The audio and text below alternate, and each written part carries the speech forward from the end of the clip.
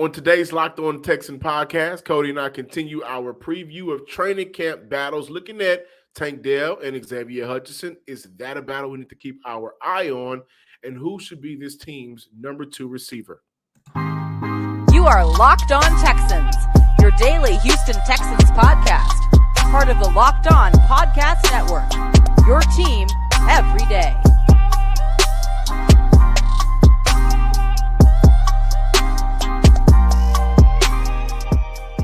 Welcome, everybody, to a Friday episode of the Locked On Texan podcast, a part of the Locked On Podcast Network, your team every day. I am John, some sports guy Hickman. Of course, I'm joined by none other than Sports Illustrated's own and Texan Credential media member, Cody Davis. If you are new to the Locked On Texan podcast, we appreciate you. Go ahead and subscribe, like, and comment to the Locked On Texan podcast on YouTube, along with wherever you listen to your podcast, Apple Podcasts, Spotify, wherever you check in. If you are one of our everydayers from the Himalayas, we want to say shout out to you guys for rocking with us each and every day as we cover your team every day with the Houston Texans. John Metchie expectations, high, low, ceiling, floor. We're going to talk about that. Dell versus Xavier Hutchinson. You look at U of H versus Iowa State. U of H is bumping up to the Big 12, so next about season, to be so much fun. That's about to be so much fun. I think that's going to be a shock for him to start it off, to start that tenure off. But before we look at that camp battle of the two rookies, Cody, who should be this team's number 2? And if you don't mind, I would like to look at why it should be undoubtedly the vet, Robert Woods, the most proven versatile player on the roster at that position. 2,000 snaps in the slot, 3,000 snaps line wide throughout his career, having 2 seasons where he lined up more in the slot than wide. When healthy and in a good situation, those are 2 key components. Woods is also a good yak guy, yards after catch, something that this offense will need. We've heard several times D'Amico Ryans, Bobby Sloyd mentioned how they want playmakers that can get the ball and make something happen. Robert Woods has been able to show throughout his career that he can do that. He's also shown that he can be your go-to guy on third downs to help move the chains throughout his career as well. Historically, he's been very productive for an offense from in between that 10 to 19-yard range. Plus, if Robert Woods can return to the slightest of himself, his former form, when he played with the St. Louis, the LA Rams, I'm curious to see if this team will incorporate those jet sweeps on offense, something that he was very effective at doing his LA days, something that helped generate first downs for that team for several years. And we know how hard of a time Houston has had with picking up first downs. I think if he allows himself, if this team allows him to be everything he's been good at throughout his career, he helps Houston in those 3rd and 3s, 3rd and 2s, when you need to just keep the drive going. That's one of the most underrated parts of his game, I believe. He also might be the most consistent and best blocker on the field, aside from Noah Brown. So honestly, we're sitting here talking about, who should be this team's number 2. If Woods is anything like his Rams days, he may be this team's number 1 receiver. Yeah, I'm saying. So from what we've seen from him, and he is a vet, and we're looking at Robert Woods, right? 9 years, 10 years in the NFL. His counterparts, 3 years, 4 years, I think, with Noah Brown. This may be him going into his 5th year. John Metchie, technically it's his 2nd year, but also technically he's going to be a rookie-ish. Dell, rookie. Xavier Hutchinson, rookie. Amari Rodgers, this is his 3rd year. So he has a lot under his belt. Experience. Playing in a couple of different systems, looking at his Bills days, to his Rams days, to his Tennessee days. And when you look at his days with the Rams, that system matches up the closest to what we believe this offense is going to look like this year. Same similar tree. Been productive. I think he's been a Pro Bowler. He's been a Super Bowl champion. He's been able to help a team picking up first downs, running the ball along with catching the ball, right? So he can do a bunch of different things on the field. He was healthy last year, but it wasn't the most favorable situation. The year before, he was in a favorable situation, but he didn't end the year off healthy. The year before that, healthy, favorable situation. And that year, he was a very productive player for the LA Rams. So when you look at everything he's been able to bring to the table as an NFL player, as a veteran, as a wide receiver, compare all of that to, we've heard that he's looked healthier this year, right? He's also going to be in a favorable situation. We love the idea, of Nico being this team's number one receiver, but that's also because Nico is a homegrown product. He was drafted here. And when you're drafted here, you want to see the player that was drafted to your team do some good things for your team, right? That's just how the operation works, unless that player is just like, what's the guy from Philly? He used to drop all those passes. Is it Rager? Mills, that guy. Unless it's a player that you want completely off your team. That's not the case with Nico, but for Robert Woods, he's coming from other teams. He's coming from the outside in, and you wonder if he's going to get back to himself. But if he does, he checks off everything for a team that's built how this team is built right now to be their number one receiver. So if he is a number two receiver at the end of the year, then I think you got some good production out of Nico Collins, or you got some good production out of a couple of guys all together. But I like Robert Woods for Houston. Still do not like their contract, but contract aside, he can be this team's number one option. Well, as you just alluded to, and the reason why we got wide receiver number two is because, John, as you just alluded to, and we've been talking about this entire offseason, we are all expecting Nico Collins to take that step as the number one wide receiver. So for me, the number two wide receiver, I think it has an opportunity to be Noah Brown. Noah Brown is coming off a career season. Noah Brown is coming off a year where he recorded a career best 555 yards, 43 receptions, 3 touchdowns. And every single year, as a matter of fact, Noah Brown was drafted to the Dallas Cowboys in 2017, but he did not start receiving realistic snaps until I think it was 2020, 2021, somewhere along those lines. But every single year, Noah Brown got better and better and better. And John, the one concern I have about Noah Brown was his career year more so the fact that he was playing alongside CeeDee Lamb, down in Dallas or up in Dallas, if you go up 45 North, up in Dallas, they definitely have a number one wide receiver in CeeDee Lamb. And I do wonder if the attention that CeeDee Lamb had last year was part of the reason why Noah Brown was able to get open and able to be effective in the passing game.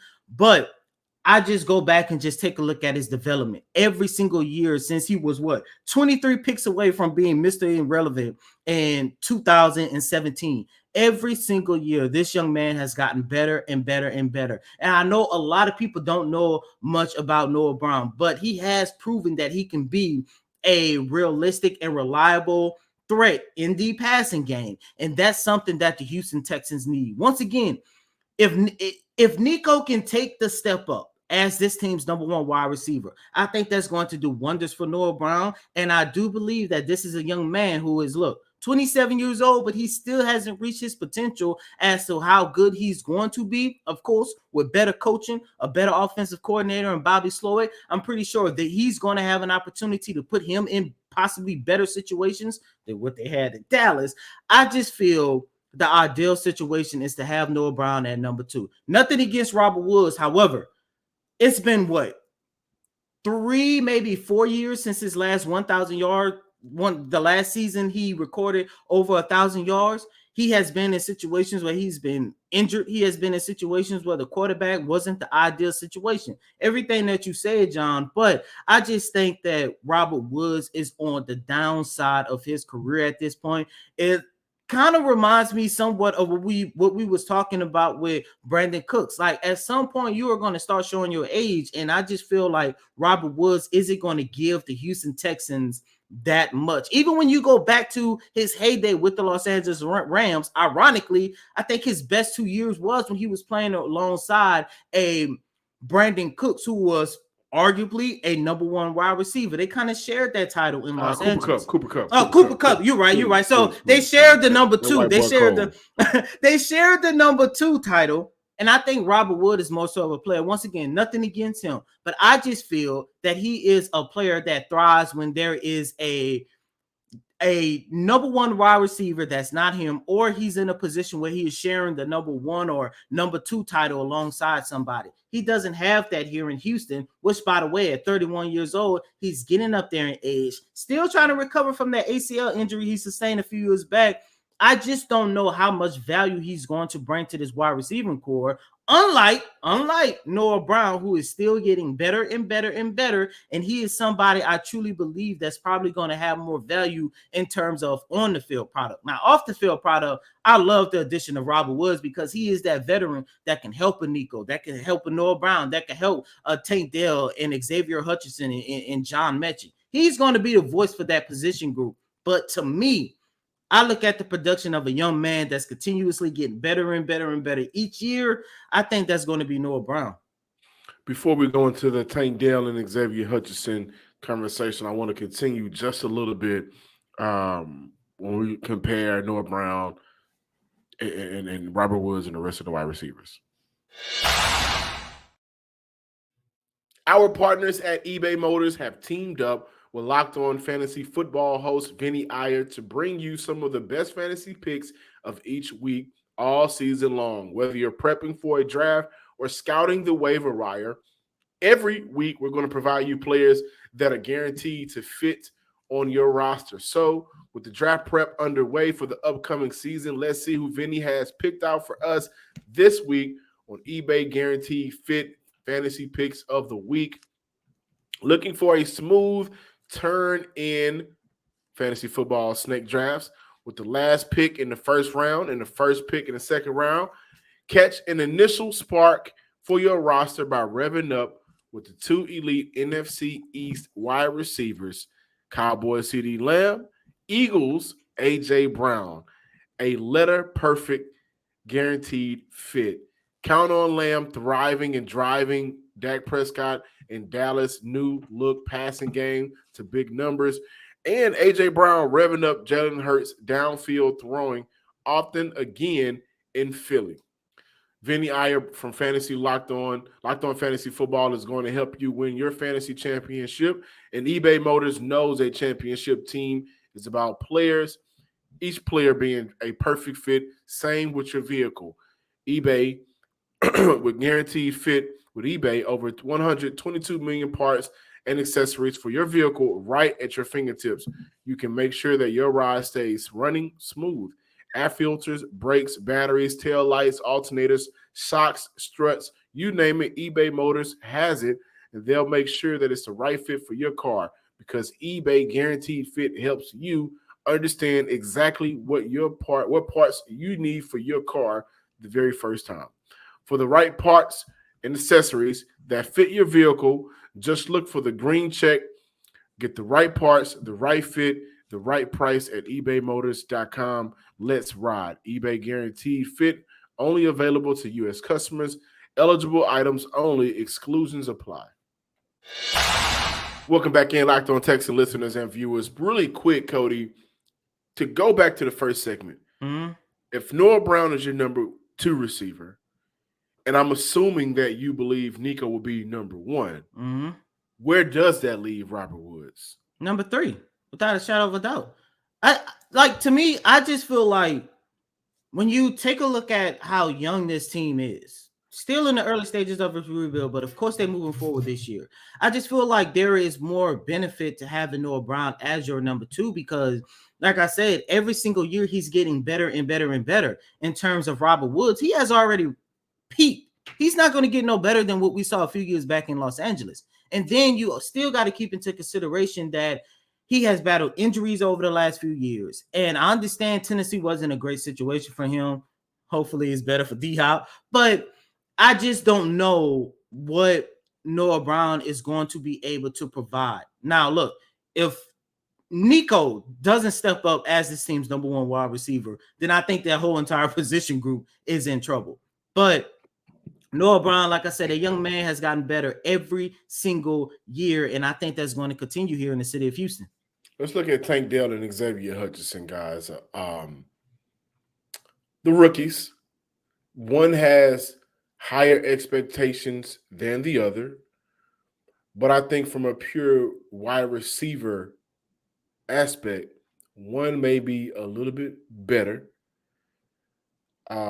With special teams changing year in and year out, I think that an element of Tank Dell's game will be taken away from him slowly.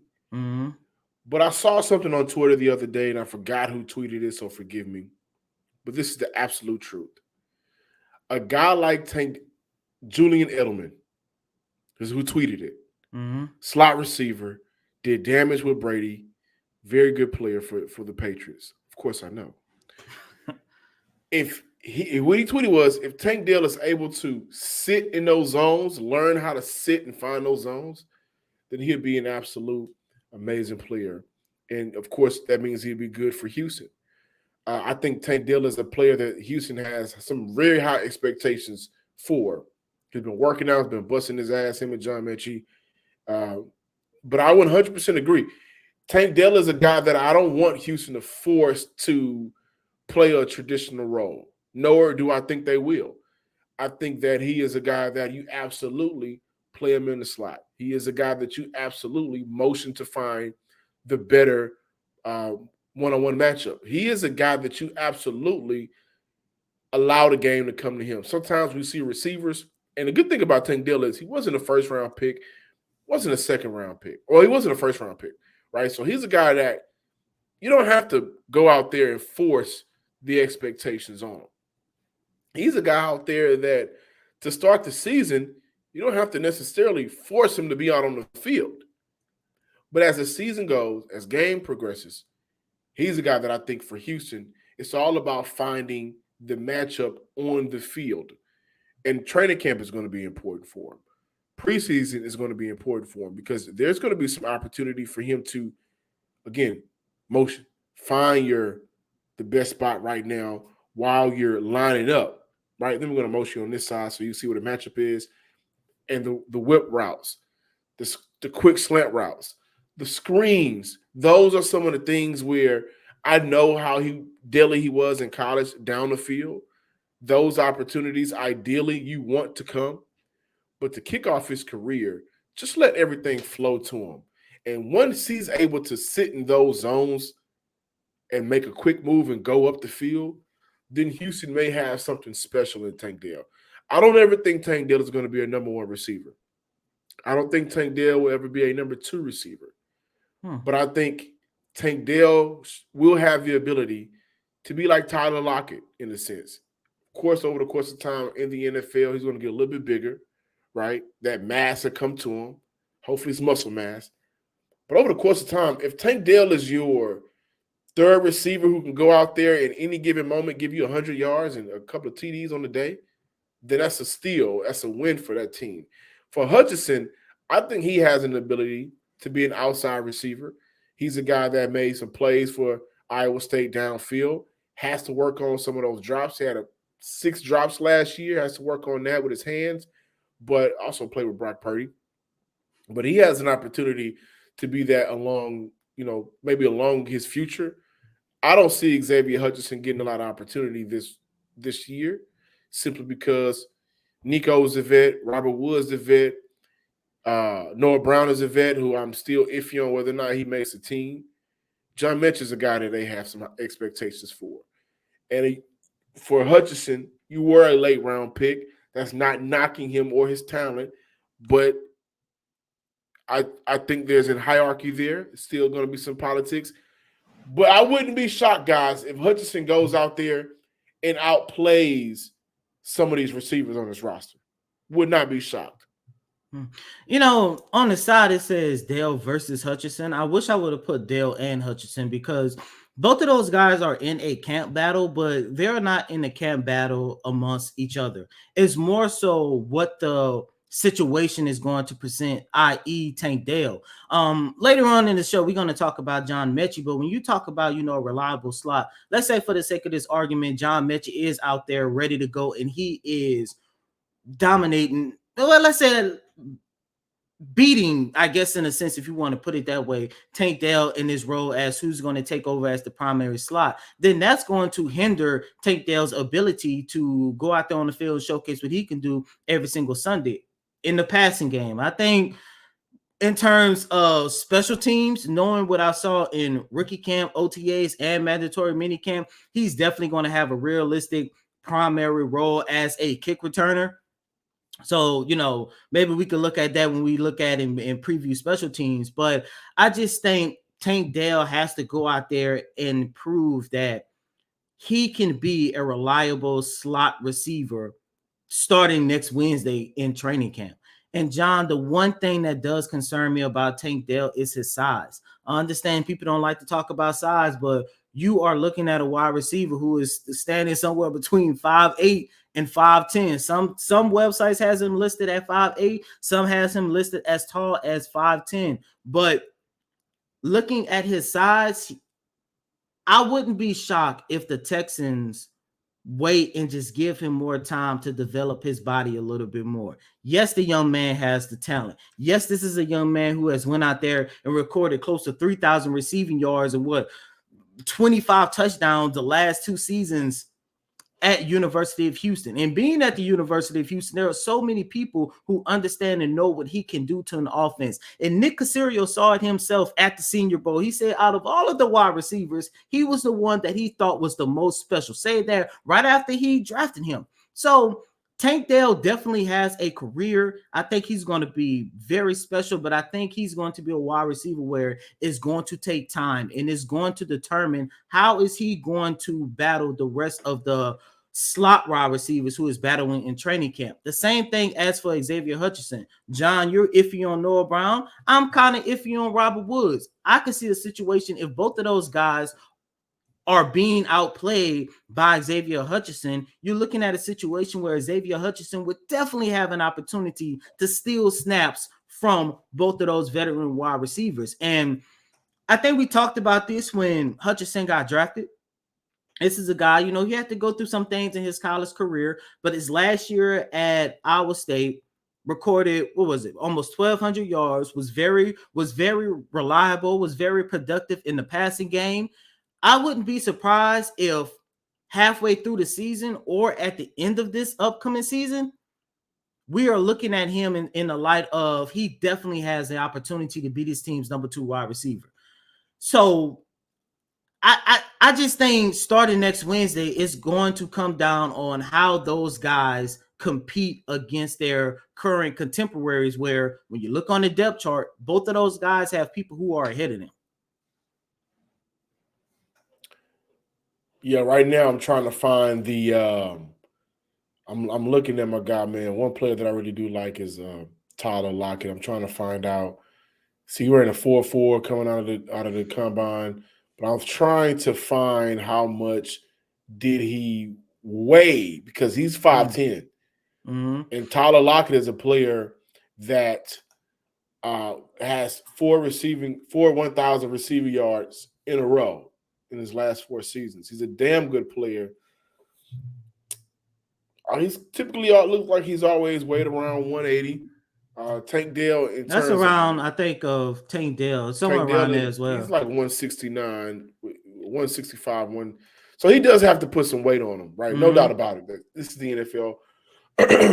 And his stature is on a smaller scale. He does have a smaller stature. Weight will come once everything, day by day. And I think that by the end of this year, we may see a bigger version of him, especially starting off next year. But if Tank Dell turns out to be somewhere close to Tyler Lockett, because Tyler Lockett is a pro, man. If y'all don't know about Tyler Lockett, he is a dog. Then Houston has a weapon for C.J. Stroud for the foreseeable future.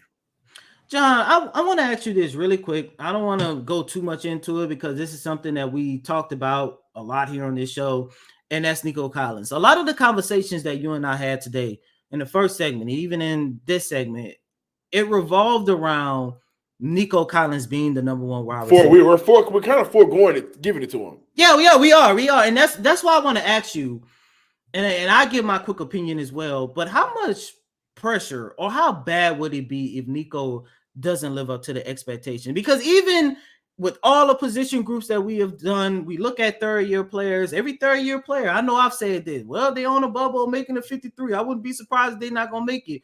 With Nico, it's like we know he gonna make it, but it's like we are expecting you to be number one. And I just feel if he isn't number one, that's just going to mess up everything in terms of the waiting on the development of Dell and Hutchinson.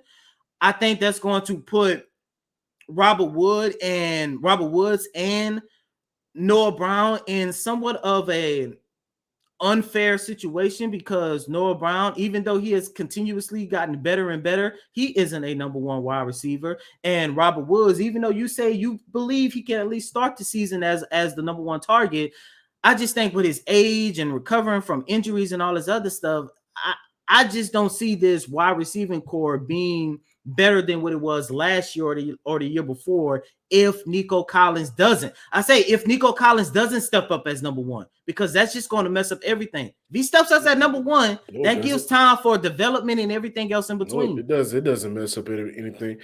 I forgot what show I said it on. They will, but I said it this week. They will put the best players out on the field. If we leave out of training camp and Nico Collins was not the best player, that means somewhere down the line somebody else stepped up and outplayed him. Now, would it be a disappointment because how much we regard Nico? Yeah, it would. But if somebody is outplaying you that much, then I'm just going to have to trust the process with DeMeco Ryans and Bobby Sloyd. That's it. Mm-hmm.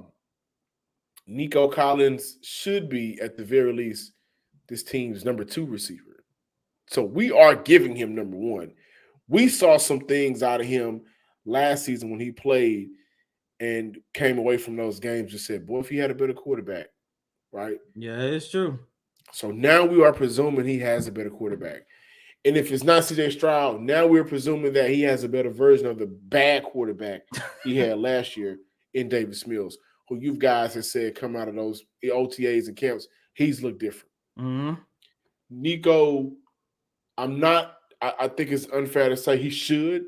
I'm still going to put him as this team's number 1 receiver. Mm-hmm. But if we leave and go into the regular season and he's not, then that must mean Robert Woods turned the clock back. Noah Brown showed us something that at least I don't think he has, or because I haven't seen it. Some of these other guys may have just completely stepped their game up and have a better rapport with their quarterback throwing them the ball. I don't think that's the case. But if he's not, the better guys won, and I'm okay with that. Welcome back, Locked On Texan listeners and viewers. Before we close out today's show, we've talked about Tank Dell, we've talked about X Hutch, we've talked about Robert Woods, we've talked about Noah Brown, just talked about Nico Collins.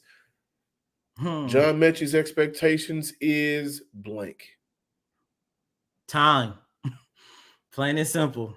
Give it time. I know we talked about it on this show a couple times, but as of right now, according to DeMeco Ryans, last time we had an opportunity to talk to him, the end of mandatory camp, he said it. John Metchie, as of right now, he is expected to start training camp with the Texans. Good news, by the way.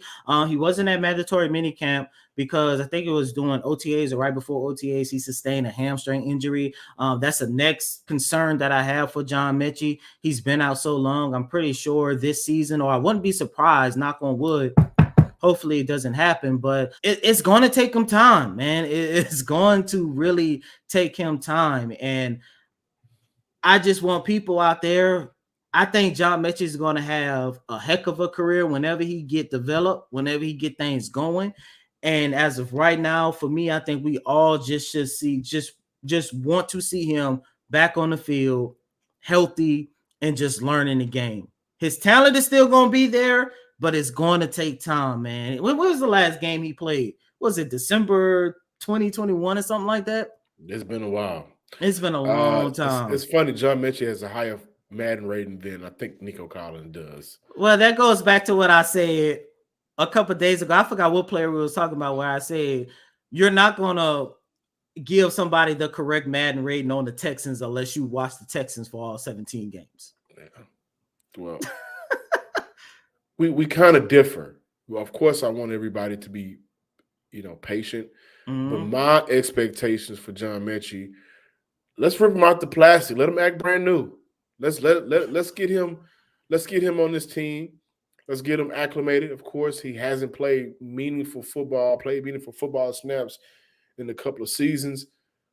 Missed one full season. Mm-hmm. Then he's coming off that injury. But he can be a game changer. So let's not hold it back.